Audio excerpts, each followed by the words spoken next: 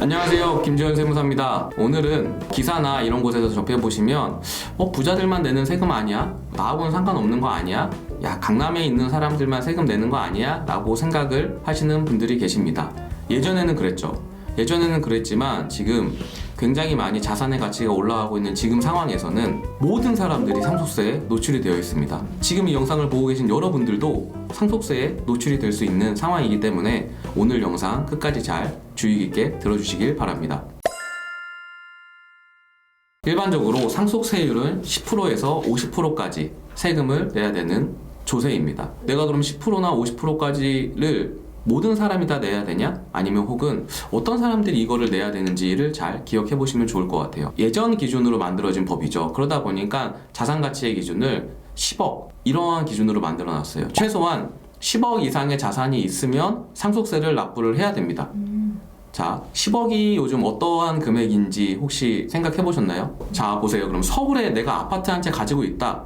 엄청 많은 분들이 앞으로 상속세를 내야 될 거예요. 그러다 보니까 지금 새로운 정부가 들어서면서 예전의 기준으로 만들어놨던 이러한 금액들을 조정을 해야 되지 않냐라는 얘기들이 굉장히 많이 나오고 있고, 두 번째로는 아무래도 우리나라 상속세율이 높다 보니까 그런 기사 보셨을 거예요. 이건희 회장님이 돌아가시면서 삼성가에 있는 자녀분들이 상속세를 내기 위해서 주식을 팔고 있다 라는 기사를 여러분들 많이 보셨을 거예요. 여러분들께서도 이거 그러면 상속세는 부자들 재벌들만 내는 거 아니야? 라는 이러한 생각을 한번 깨보시길 바라겠습니다. 제가 사례를 좀 들려드려 볼게요. 종로에 인왕산 아이파크라는 곳이 있습니다. 여기 현재 제가 봤을 때 84제곱미터 정도가 매매 사례가가 13억 정도 왔다 갔다 하는 것으로 알고 있는데, 이 경우에는 10억이 넘었죠. 배우자가 생존해 있는 경우에는 대략 상속세가 3,900만 원 정도 나옵니다. 반면에 배우자가 생존하지 않는다라고 하면 세금을 얼마 정도 내야 될 것 같으세요?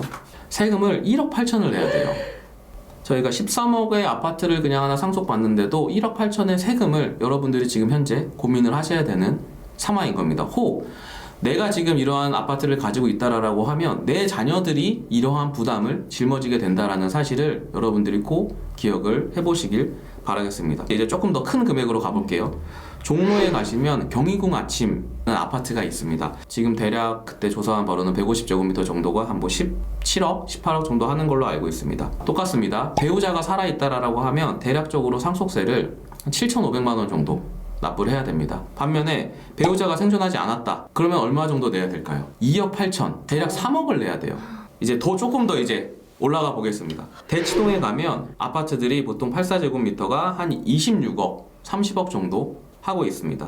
배우자가 살아있다라고 하면 이건 2억 5천을 내야 돼요. 배우자가 사망했다면 최대 7억 원 정도 내야 돼요. 30억짜리 아파트를 물려받는 게 이렇게 보시면 좋을 것 같아요. 저희가 상속세에 대해서 조금 더 많이 고민을 해보셔야 하는 이유는, 상속세는 결국 누군가의 사망으로 발생되는 세금입니다.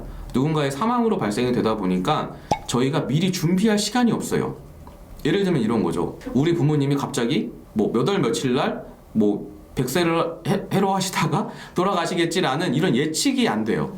그러다 보니까 저희가 준비하는 게 필요하죠.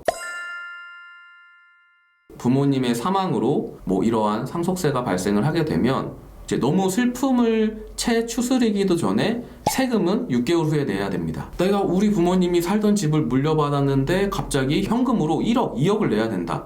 현금 1억, 2억을 통장에 가지고 있는 사람이 있을까요? 잘 없습니다. 네, 그러다 보니까 저희가 내가 생각보다 상속세를 많이 내야 되는 상황에 노출이 되어 있구나 라는 생각을 해보시면 좋을 것 같고, 상속세를 저희가 조금 다르게 풀 수 있는 방법은 뭐가 있을까 라는 이야기를 좀 드려보겠습니다. 그러니까 상속을 받는 분들 입장에서 보면 상속세 신고를 하는 그 재산 가액이 이 본인의 취득 가액이 됩니다. 나중에 내가 이 재산을 팔 때 취득한 그 가액으로 차감하게 된다라고 생각을 하시면 좋을 것 같아요. 그러다 보니까 이런 아파트나 혹은 여러 가지 건물들, 이러한 부분들을 감정평가를 활용하면 상속세나 증여세를 절세할 수 있다라는 이러한 기사들을 많이 보셨을 텐데요. 실제로 이러한 자산이 가지고 있는 가격은 세 가지로 나누어집니다. 첫 번째는 국토부에서 저희한테 고시하는 공시지가 라는 기준 금액이 있고요. 두 번째로는 우리가 실제 이런 부동산에 붙어있는 호가라고 뭐 거래가 돼야 그게 시세인 거니까. 그리고 실제 거래되는 실거래가가 있습니다. 그 감정평가를 받는다라고 하는 거는 그러한 금액들을 기준으로 이 자산이 공인된 감정평가 법인에서 얼마 정도의 값어치를 가지고 있다라고 평가를 해준다라고 보시면 좋을 것 같아요. 그러다 보니 아무래도 이런 호가나 이러한 금액들보다는 훨씬 더 의미 있는 수치가 나오게 되고, 그러한 부분들을 잘 활용을 하시게 되면 상속세나 이러한 부분들도 절세가 가능합니다. 이러한 상속세는 부동산 가격이 급등하면서 이제부터는 집 한 채만 있어도 상속세가 과세되는 상황이 발생한다 라는 부분을 꼭 기억하시길 바라겠습니다. 상속이 있다면 저희가 이런 상속세 신고기한이나 이런 것도 꼭 잘 지키셔야 합니다. 결국 저희가 상속이 발생하면은 상속 발생한 달로부터 6개월까지 상속세 신고를 해야 되기 때문에 마음을 조금 추스리기도 전에 내가 이런 세금을 걱정해야 되나 라는 게 좀 안 맞죠. 너무 슬픈데 내가 이런 것까지 해야 되나 라고 싶긴 하지만 아무래도 기한이 정해져 있다 보니 이러한 기한도 꼭 여러분들이 지키시길 바라겠습니다. 오늘은 조금 무거운 주제였습니다. 네, 뭐 죽음에 대한 얘기를 제가 안 드릴 수가 없는 상황이다 보니 좀 드리게 되었는데, 이번 5월 가정의 달을 맞이해서 아무래도 기존에 저희가 좀 못 챙겼던 분들도 많이 챙겨보시고, 내 주변에 나를 좋아해주는 사람들을 많이 한번 만나보시는 기회가 됐으면 좋겠습니다. 감사합니다. 감사합니다. 이 얘기는 많이 들어보셨을 거예요. 이 세상에서 피할 수 없는 게 딱 두 가지 있다라고 합니다. 그게 뭘까요? 죽음하고 세금입니다. 피할 수가 없어요, 저희가. 정말 피하고 싶은 두 가지인데 피할 수가 없습니다.